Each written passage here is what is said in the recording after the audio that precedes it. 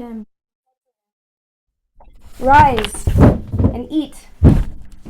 Look, at his head there was a cake baked on hot coals and a pitcher of water.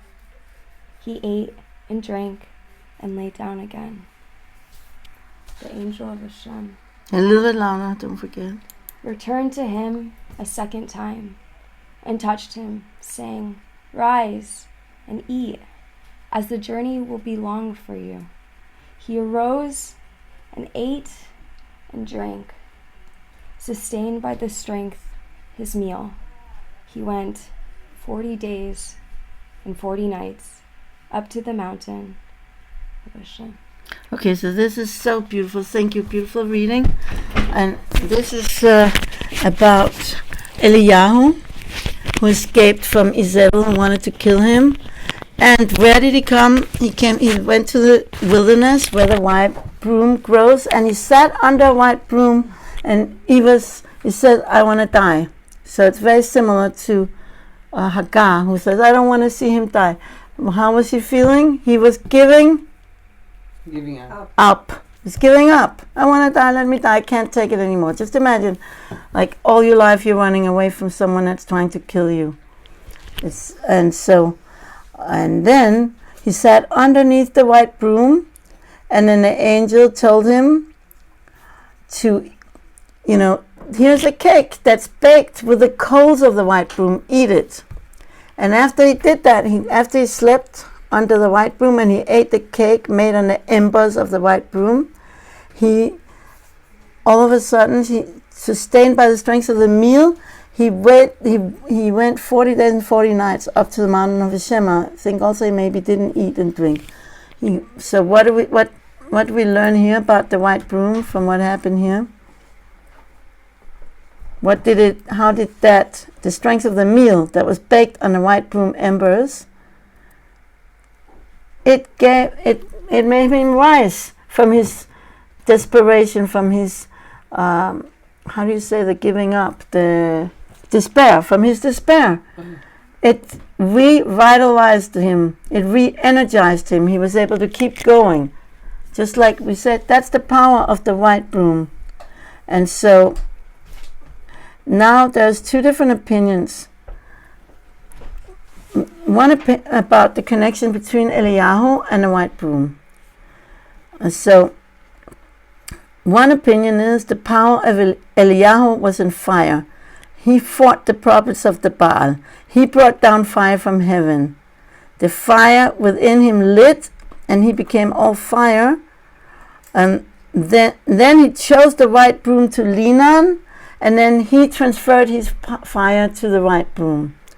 And that's why it burned so long. I tend to believe in the other opinion.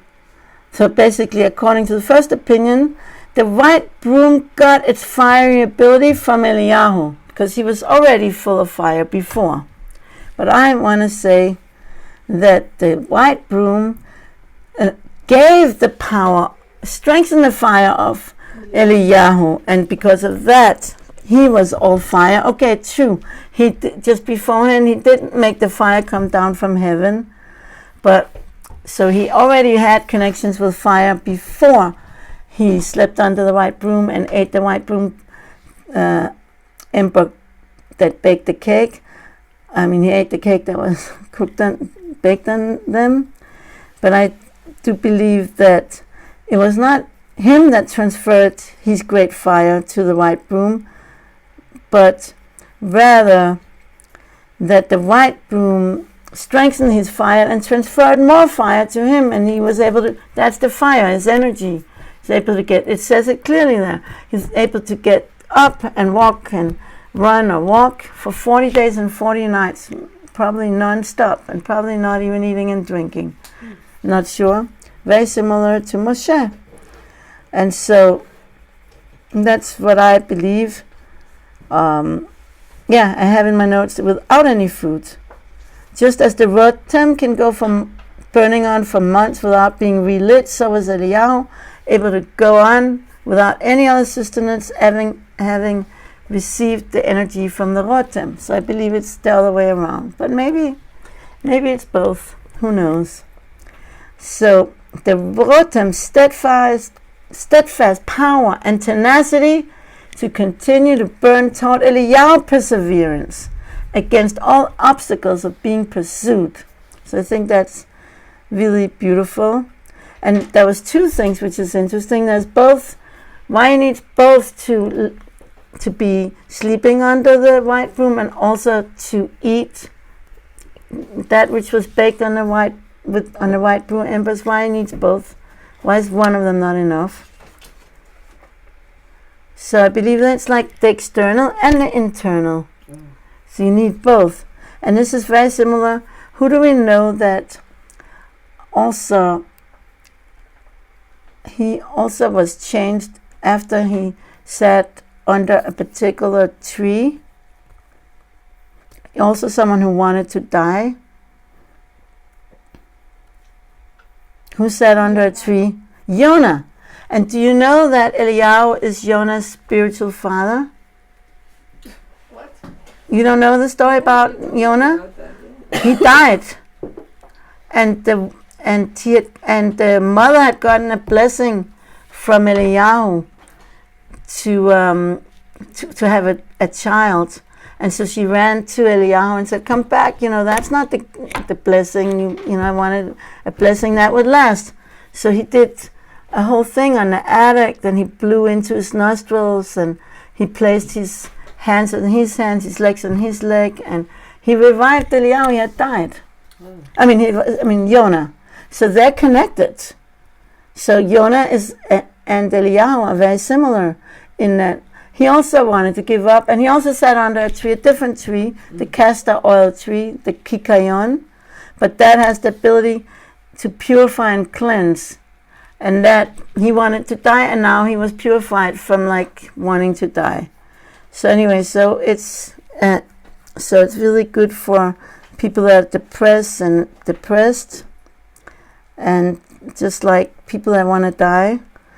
And if you want, and a prayer that goes with the white broom is, God, I want so badly to be renewed, to be changed from inside and out.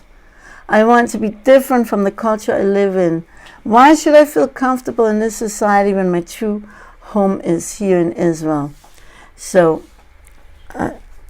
when it's hard, when it gets tough, and you need strength, you can go sit under the broom tree, which is right over there. I'm going to take you now. I'm finishing a little early, so I have the time to finish you. So to take you there?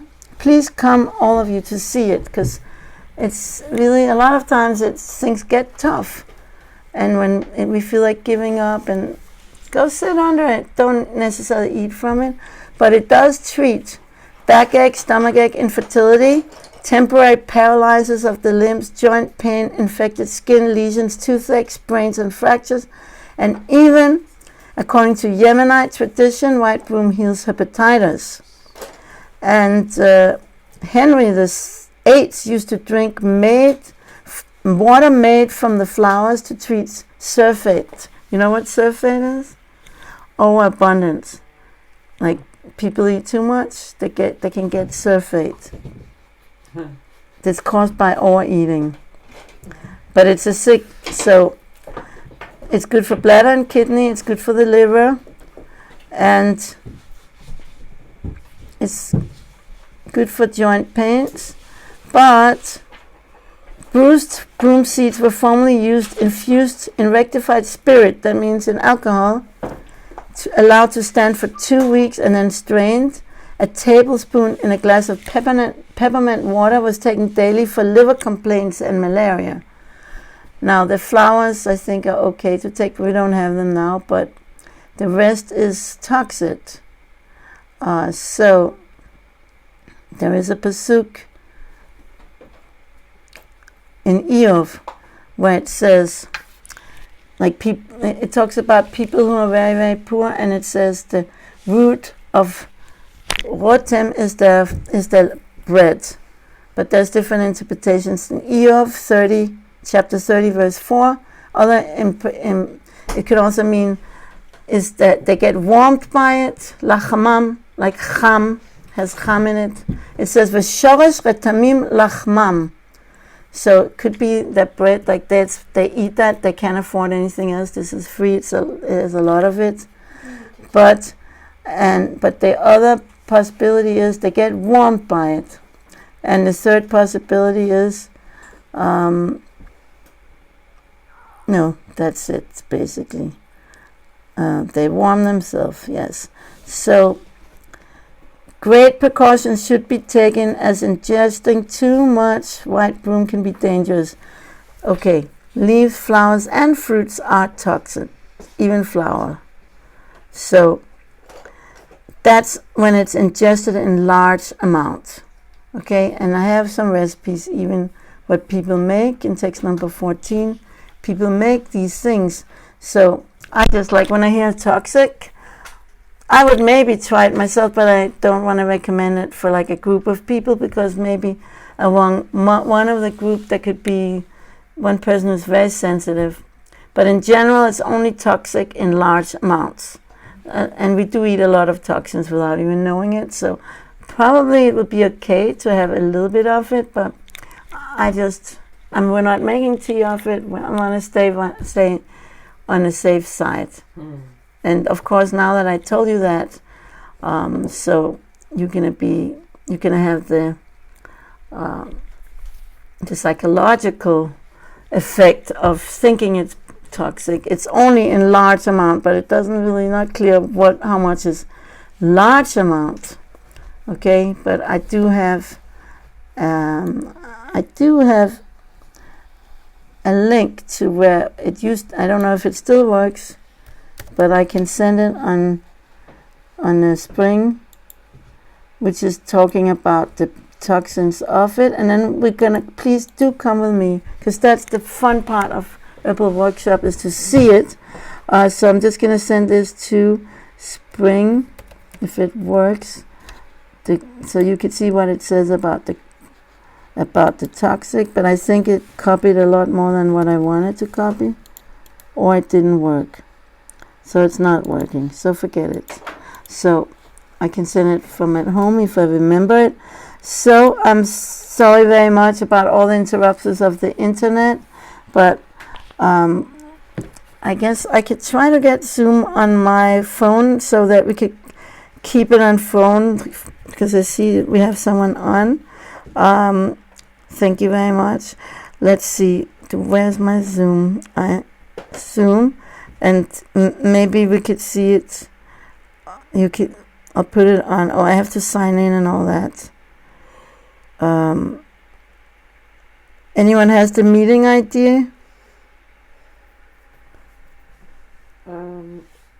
Anyone has on their phone a Zoom that's coordinated with here?